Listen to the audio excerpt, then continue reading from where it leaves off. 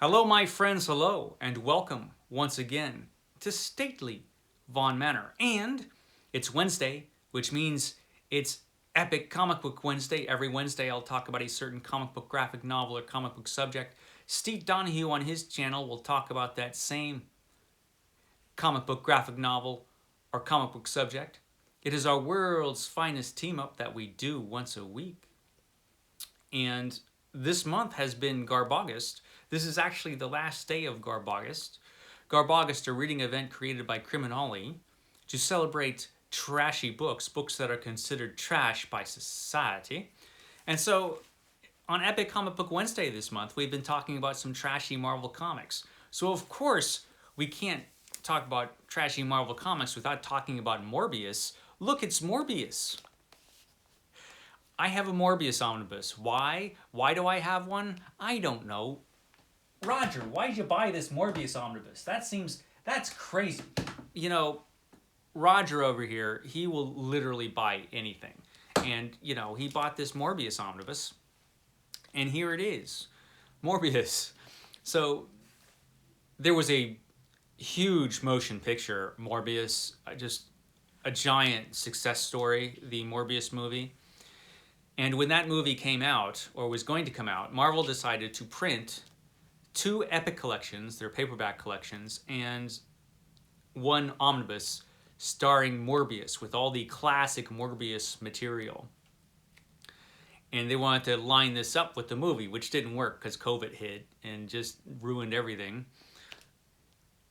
I don't think that movie was going to do well anyway, because, it was about Morbius. Morbius, the living vampire. Morbius started his existence as a living vampire in Spider-Man.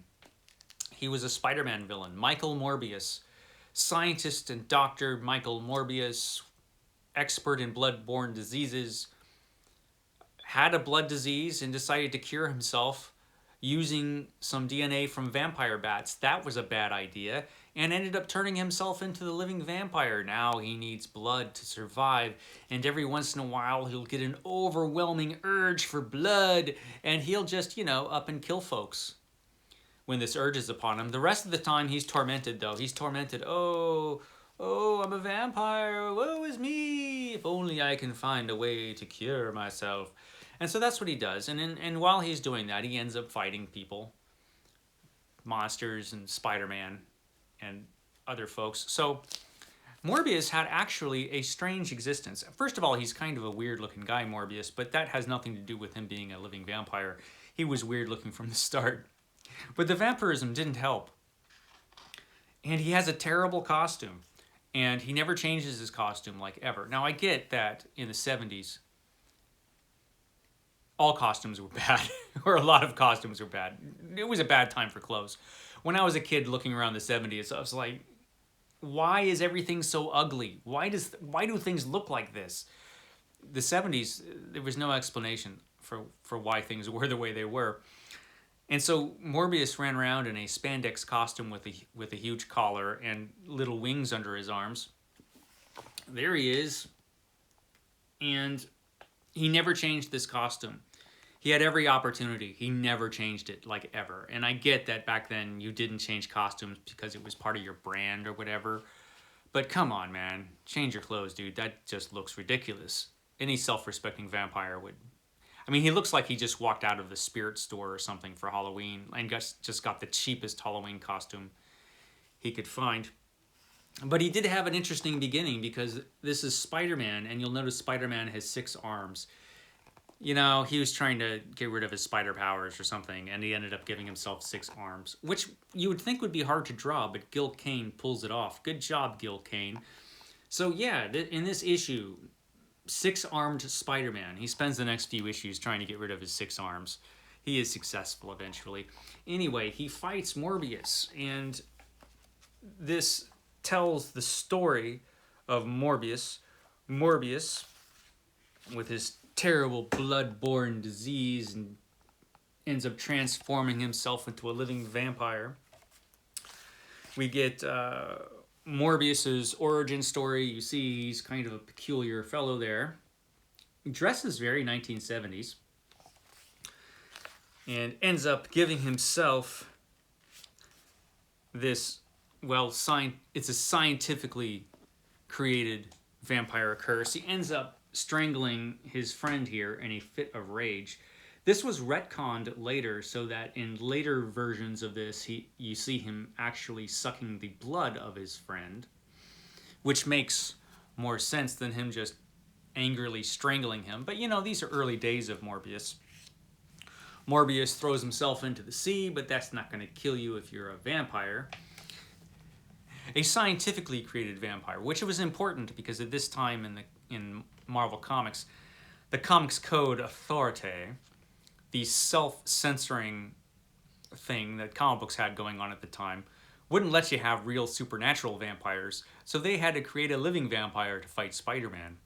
Now they got rid of this, well, they didn't get rid of it, but they toned down the Comics Code Authority a lot so that they could have monsters, because they pretty much saw that Stan Lee was going to do whatever the hell he wanted anyway, as he should. So we get a few cool Spider-Man issues where the Lizard takes a hand, and we've got the Lizard, we've got Spider-Man, we've got Morbius. Morbius does fit right in with Spider-Man villains because, you know, they're all kind of weird. And we have Morbius, who kind of creeps around the Marvel Universe for a while as a villain for Spider-Man. But then Vampire Tales happened, which is a black and white magazine horror comic book. Marvel Comics had a black and white line of horror comic books, or just comic books. Savage Sword of Conan was a black and white comic book, which was great. So they had a science fiction comic book magazine for a while, a black and white one. They had Planet of the Apes, they had Savage Sword of Conan, and they had a few monster titles. And it was fun. They were fun. They were cheesy and schlocky, as you can see from this introduction to this Morbius story. It was just good, cheesy, schlocky fun. There's Morbius there. And so he ended up as a star in Vampire Tales. And I guess it was successful because he stuck around Vampire Tales for quite some time. Again, he had that ridiculous costume. And eventually he ended up in the color comic book as well. It might have been around the same time that all this stuff happened, but he did end up in a color comic book. Adventures into Fear ran a Morbius feature. There's that another great Gil Kane cover. Boy, Gil Kane did some great work. Now I have to confess that when I read this over recently, I actually enjoyed it. Of course I did. I love this kind of cheesy, schlocky stuff. But I particularly liked the Adventure into Fear issues just because they were insane.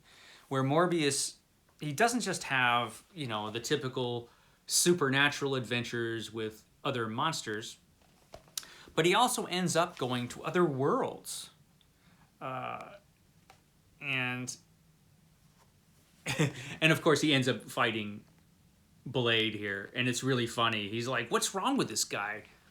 He's got all these stakes and he's trying to kill me. This guy thinks vampires are real, because like he's a scientifically created vampire, and so he thinks just Blade is just like nuts. This was an entertaining fight between Blade and Morbius.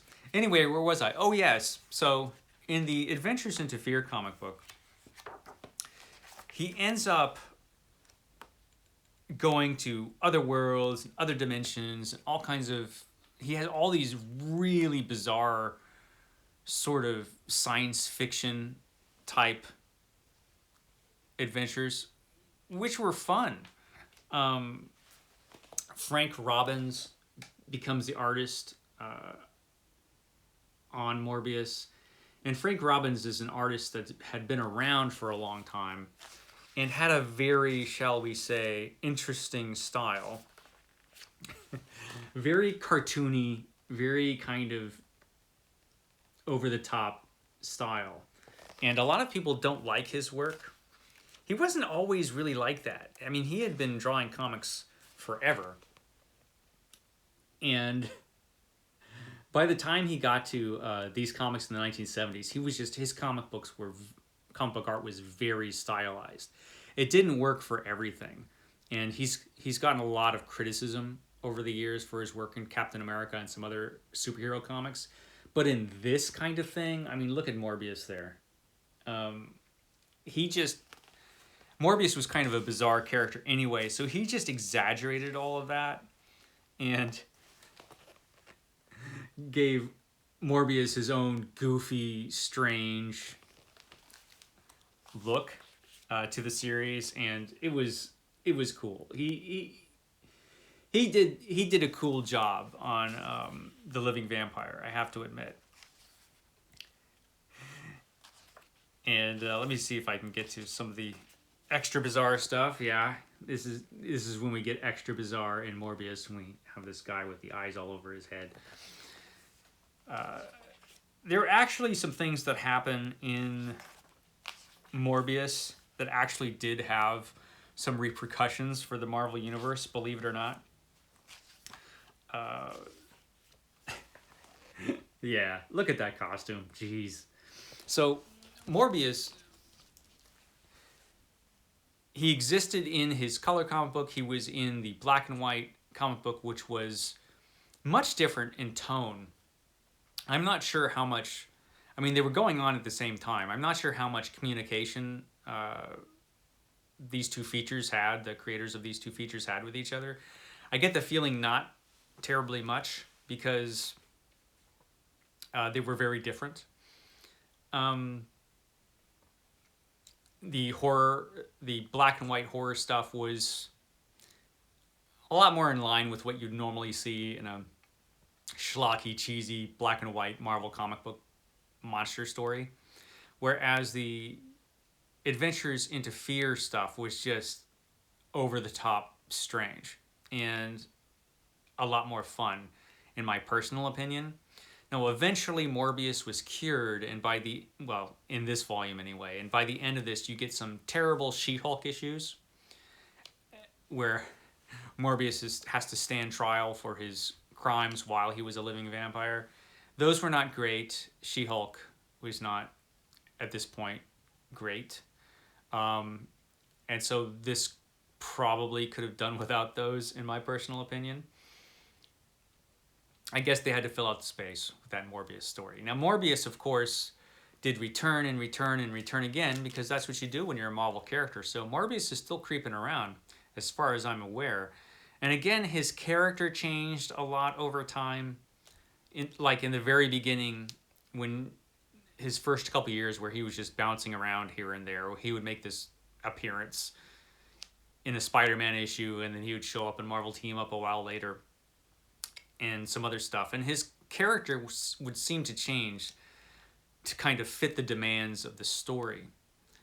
When he got his own features, then his character changed a little bit from being just more of a villainous character to being a more tragic character. He always kind of was that. He was always searching for a cure. He had a romantic relationship in this series. It was an interesting series because of that. I like it a lot more than Steve Donoghue is going to like it. That is for sure. But yeah, Morbius, it's funny when you do these booktube videos, you get a sense of who's going to watch or how many people are going to watch them. And sometimes, oh yeah, people will watch this. And other videos you do, like, nobody's going to watch this. I have a feeling I know which one this is. But thank you for watching my video on Morbius. You could be the only one, you and Steve and Roger back there. But yeah, Morbius. I guess that's all I have to say about Morbius at this time. When I revisited him recently, reading through this omnibus, I did enjoy his adventures a lot more than I expected I would.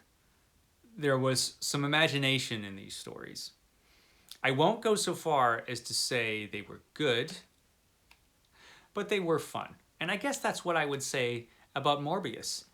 It's not good, but it's kind of fun. Okay, guys, I will catch you next time.